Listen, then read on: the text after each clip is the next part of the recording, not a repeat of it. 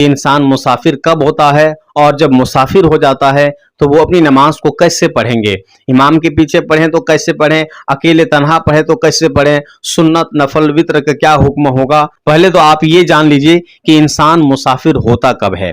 वो इंसान जो ऐसी जगह पे जाने का इरादा करता है जो जगह उसके घर से 92 किलोमीटर या उससे ज्यादा दूर है और वहां वो 15 दिन से कम रहने का इरादा करता है, ठीक है, तो अब वो इंसान मुसाफिर हो गया और वो अपने शहर के हुदूद से जैसे निकलेगा कि वो मुसाफिर हो गया।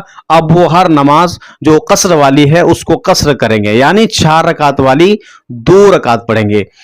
अगर वो इमाम के पीछे पढ़ें तो फजर पूरी पढ़ेंगे, 2 रकात है तो 2 ही रकात पढ़ेंगे। जोहर इमाम के पीछे पढ़ रहे हैं तो 4 की 4 ही पढ़ेंगे।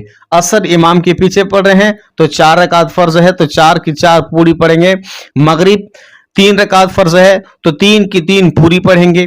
इशा में 4 रकात फर्ज है तो 4 की 4 पूरी पढ़ेंगे एक मुसाफिर, ठीक है। लेकिन अगर मुसाफिर अकेले नमाज पढ़ रहे हैं इमाम के पीछे नहीं तो फजर 2 रकात फर्ज है तो 2 की 2 ही पढ़ेंगे। जोहर में 4 रकात फर्ज है तो 4 को नहीं बल्कि वो 2 पढ़ेंगे, ठीक है। अस्र में 4 रकात फर्ज है तो मुसाफिर अगर अकेले नमाज पढ़ रहे हैं तो 4 को नहीं पढ़ेंगे बल्कि 2 पढ़ेंगे। मगरिब में 3 रकात फर्ज है तो 3 की 3 पूरी पढ़ेंगे।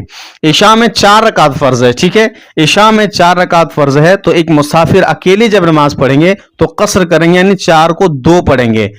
और एक मुसाफिर के लिए सुन्नत नमाज जैसे जोहर की 4 रकात सुन्नत हो, असर की 4 रकात सुन्नत हो, इशा की 4 रकात सुन्नत हो, ऐसे मुसाफिर जिनके पास टाइम है, वक्त है कि वो पढ़ सकते हैं आसानी के साथ, तो वो सुन्नत पढ़े, नफल पढ़े। लेकिन सुन्नत नमाज, नफल नमाज और वित्र नमाज पूरी की पूरी पढ़ेंगे। जोहर की 4 रकात सुन्नत है तो 4 की 4 ही पढ़ेंगे।